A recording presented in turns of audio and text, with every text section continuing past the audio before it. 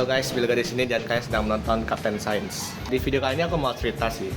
Jadi buat teman-teman yang belum tahu, profesi apoteker di farmasi ITB itu ada magang di akhir semester dan awal semester 2. Dan kali ini aku mau cerita tentang pengalaman magang aku di yang semester 1 akhir. Dan karena aku peminatannya industri, jadi aku dapat magang tuh di rumah sakit selama 2 minggu. Dan kebetulan aku waktu magang di rumah sakit, aku dapat di RSAU M. Salamon. Dan kali ini aku mau cerita tentang 10 hal unik yang aku dapatkan selama magang di rumah sakit. Mudah-mudahan menurut teman-teman juga unik.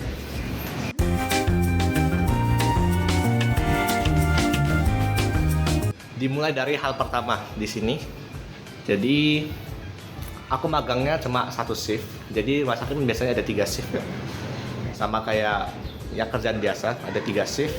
Tapi di rumah sakit yang aku tepati sekarang, karena corona ya, jadi ada 2 shift doang. Jadi pagi dan malam. Jadi maksudnya jam 8 sampai jam 3.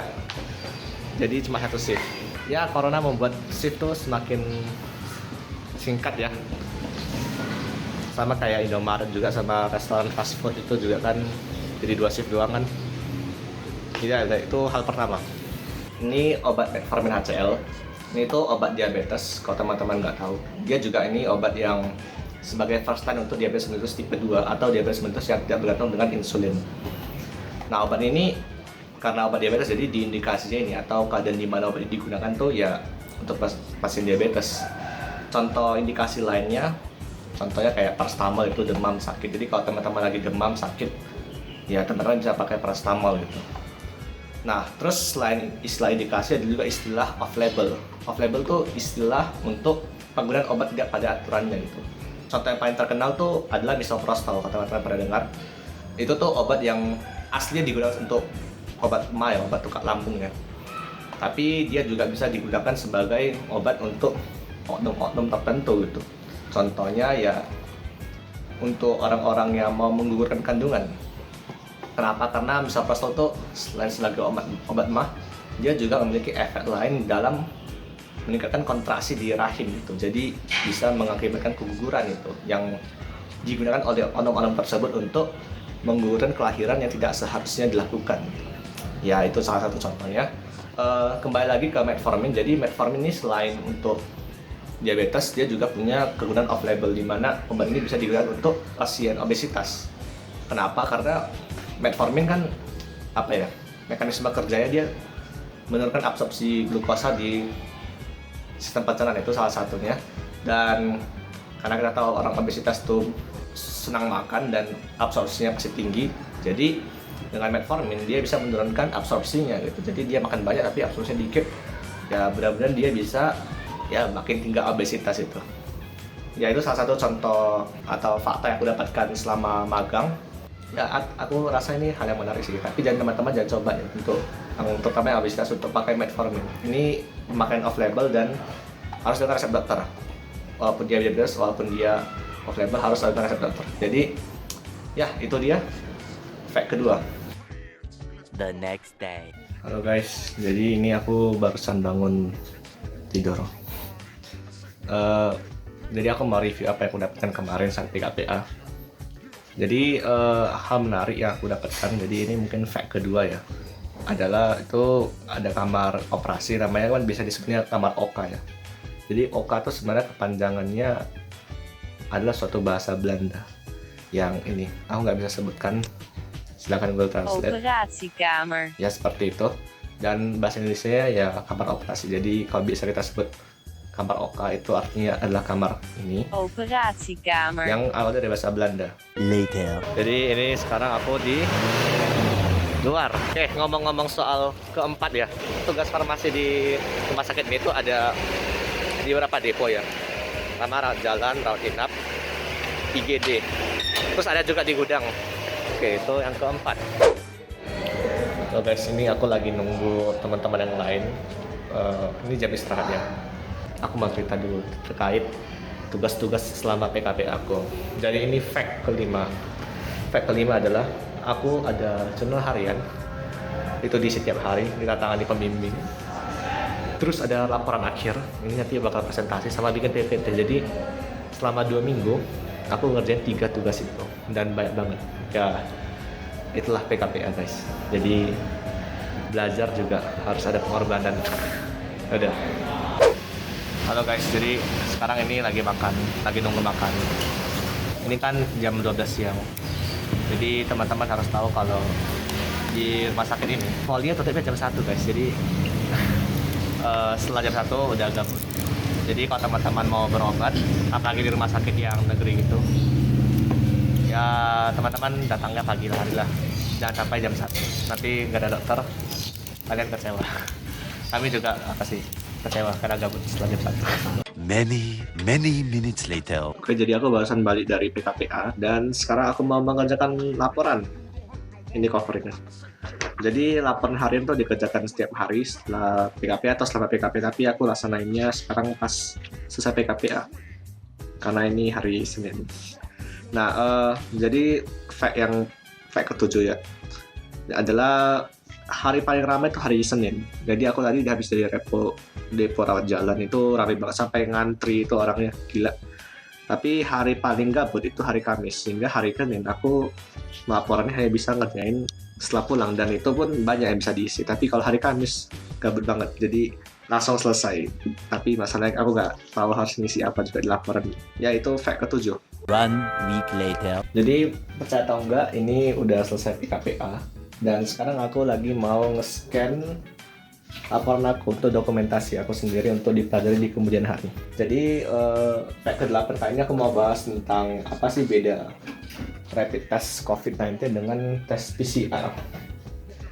Jadi untuk teman-teman ketahui kalau PCR itu adalah gold standarnya, artinya itu adalah uji atau diagnostik yang paling mutlak. PCR itu kepanjangannya polymerase chain reaction ya. Jadi dia kerjanya mendeteksi DNA. Jadi kalau ada DNA virus corona di dalam darah atau di dalam swab sini, artinya kita kena corona gitu, simpelnya gitu. Tapi untuk rapid test dia fungsinya beda. Setiap kali kita kena infeksi, tubuh kita tuh akan ngasilin antibody. Kalau dia infeksi pertama, dia pasti akan ngasilin namanya IgM, immunoglobulin M. Itu jenis antibody yang muncul pada pertama kali kena infeksi. Sedangkan kalau dia sudah ke berapa kali, kedua atau tiga gitu, dan sudah pernah kena, itu akan ngasilin IgG. Itu adalah prinsipnya. Jadi yang dideteksi adalah IgM atau IgG. Nah, mungkin sekaligus ya untuk fact ke-9, gimana sih cara membaca rapid test ya? Kalau IgM atau IgG salah satu positif, kita harus hati-hati. Artinya kita sedang kena gitu, ada. Tapi kalau dia nggak ngasilin simptom atau gejala gitu, artinya dia ya asimptomatik, orang yang sehat gitu. Dan antibodinya berjalan sesuai semestinya. Dan menurut aku itu nggak apa-apa sih, tapi memang masih ada kemungkinan dan belum diketahui apakah orang yang asimptomatik ini masih bisa menularkan atau enggak. Tapi kalau dia negatif berarti kita belum pernah kena sama sekali gitu. Jadi itu cara membaca rapid test dan apa beda rapid test dengan PCR. Tapi ingat ya, PCR tuh kok sadar kalau rapid test tuh masih bisa negatif palsu atau positif palsu, dan itu yang membuat orang tuh masih ragu untuk menggunakan hasil rapid test untuk diagnostik yang mutlak. Itu fact ke-9. Oke guys, jadi ini fakta terakhir ya. Untuk fakta ke-10 aku mau sambil challenge wallsheet sambil aku menjelaskan fakta ke-10. Jadi teman-teman bisa lihat di sini kosong, nggak ada apa-apa. Di sini juga nggak ada apa-apa, jadi nggak diedit. Dan aku akan wallsheet sambil menjelaskan tentang fakta terakhir atau hal unik terakhir yang aku peroleh selama magang di rumah sakit. Nah, jadi ini dapat dimulai ya guys. Oke, jadi fakta terakhir yang aku mau jelaskan itu tentang jumlah kasus coronavirus di Indonesia atau COVID-19. Seperti yang teman-teman ketahui, sekarang Indonesia berada pada peringkat ini selama waktu video ini dibuat, dan sudah melebihi Cina jumlah pasien COVID-nya.